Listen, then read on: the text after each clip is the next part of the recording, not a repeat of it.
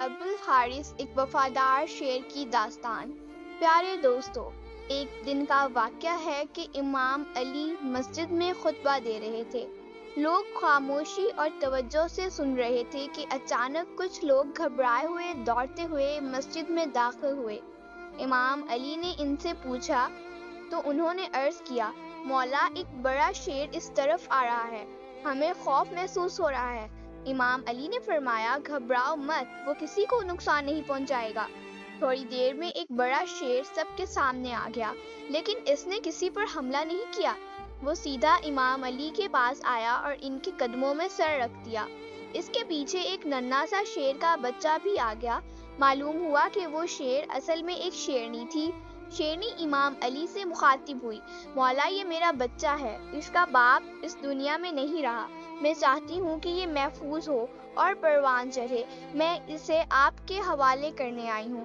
امام علی نے فرمایا، جاؤ، فکر مت کرو، میں وعدہ کرتا ہوں کہ یہ بچہ کبھی یتیمی محسوس نہیں کرے گا۔ شیرنی نے پوچھا، مولا، اسے کون سنبھالے گا؟ امام علی نے فرمایا، میرا بیٹا حسین۔ امام حسین یتیموں کی پرورش سب سے بہتر کرتے ہیں۔ پھر امام حسین کو بلایا گیا، وہ آگے آئے، بچے کو اپنی گود میں لیا، سر پر ہاتھ پھیرا اور فرمایا، آج سے اس کا نام ابو الحارث ہے، یہ میرے ساتھ رہے گا۔ شیرنی اطمینان سے واپس چلی گئی اور وہ بچہ امام حسین کے ساتھ پروان چڑھنے لگا، جیسے اسے اپنا گھر مل گیا ہو۔ وقت گزرتا گیا، وہ شیر اب جوان ہو چکا تھا۔ جہاں جہاں امام حسین جاتے وہ ان کے ساتھ ہوتا۔ وہ صرف ایک جانور نہیں بلکہ امام کا دوست، وفادار اور محافظ بن چکا تھا۔ لوگ اسے ابو الحارث کے نام سے جاننے لگے۔ اس کا دل انسانوں سے زیادہ نرم اور سمجھدار تھا، وہ اور امام حسین سے بے پناہ محبت کرتا تھا۔ دن ہو یا رات، سفر ہو یا آرام، ابو الحارث امام حسین کے قدموں سے جدا نہ ہوتا۔ مگر وقت بدلتا ہے، ابو الحارث اب بڑا، طاقتور اور دبدبہ رکھنے والا بن چکا تھا۔ جب وہ کسی گلی سے گزرتا لوگ سہم جاتے، دلوں میں خوف بیٹھنے لگتا۔ ایک دن کچھ عرب لوگ امام علی کی خدمت میں حاضر ہوئے اور عرض کیا، یا علی، وہ شیر جو امام حسین کے ساتھ رہتا ہے اب بڑا اور خطرناک ہو گیا ہے، ہمیں ڈر ہے کہیں کوئی نقصان نہ ہو جائے۔ یہ سن کر امام علی خاموش ہو گئے۔ ان کے دل میں ابو الحارث کی معصومیت اور وفا کی یادیں تھیں، مگر وہ انسانوں کی فطرت اور ان کے ڈر کو بھی سمجھتے تھے۔ وہ گھر واپس آئے جہاں امام حسین ایک کونے میں خاموش بیٹھے تھے۔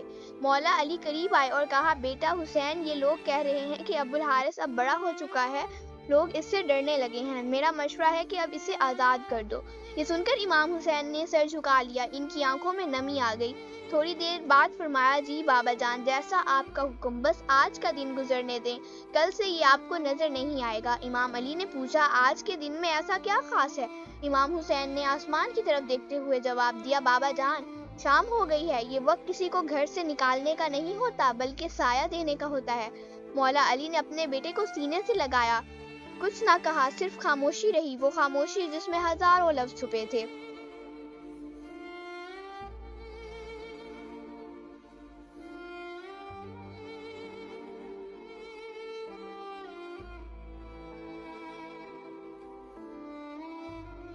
صبح ہوئی، امام حسین اٹھے، تہجد کی نماز پڑھی اور روز کی طرح ابو الحارث کے لیے کھانا لے کر باہر گئے۔ ابو الحارث نے حیرت سے پوچھا، مولا، آج اتنی صبح؟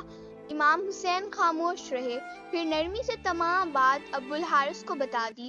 یہ سنتے ہی ابو الحارث کی آنکھوں میں خاموشی چھا گئی، پھر اس نے سر جھکا کر کہا، مولا، میں چلا جاؤں گا، بس ایک شرط ہے، زندگی میں صرف ایک بار آپ سے ملاقات کی اجازت دیجیے۔ امام حسین کچھ لمحے خاموش رہے، پھر فرمایا، یاد رکھنا ابو الحارث، تاریخ ہوگی 10 محرم 61 ہجری، جگہ ہوگی کربلا، ایک ٹیلے کے پاس تمہیں ایک آواز سنائی دے گی، بس وہی ہماری آخری ملاقات ہوگی۔ ابو الحارث نے پوچھا، مولا، وہ آواز کون دے گا، کیا آپ یا آپ کے بھائی عباس؟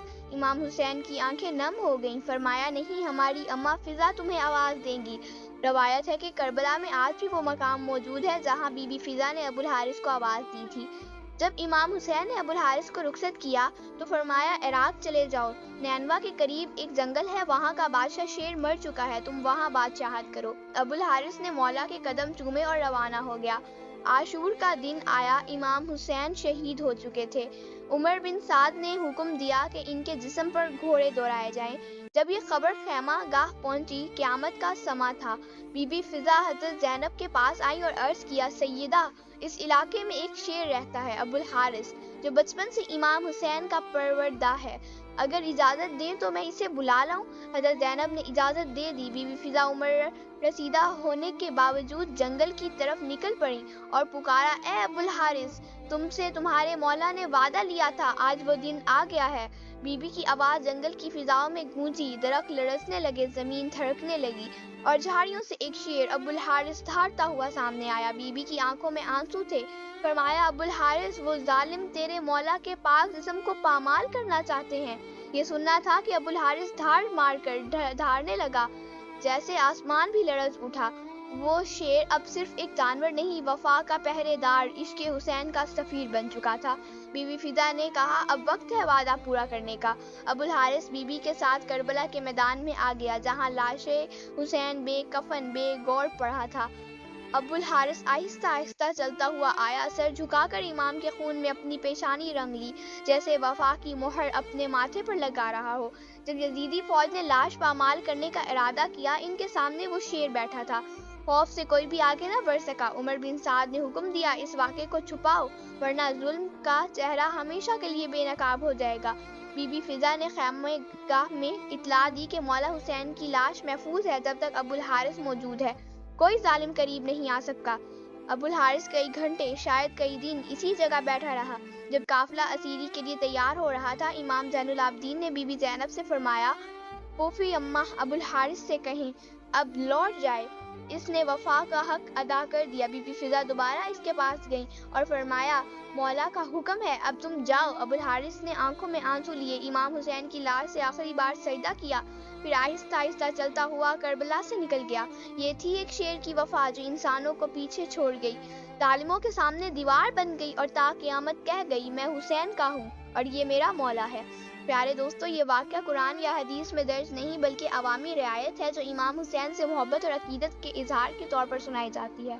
ہمارا مقصد اسے تاریخ نہیں بلکہ عشق حسین کے جذبے کے طور پر پیش کرنا ہے۔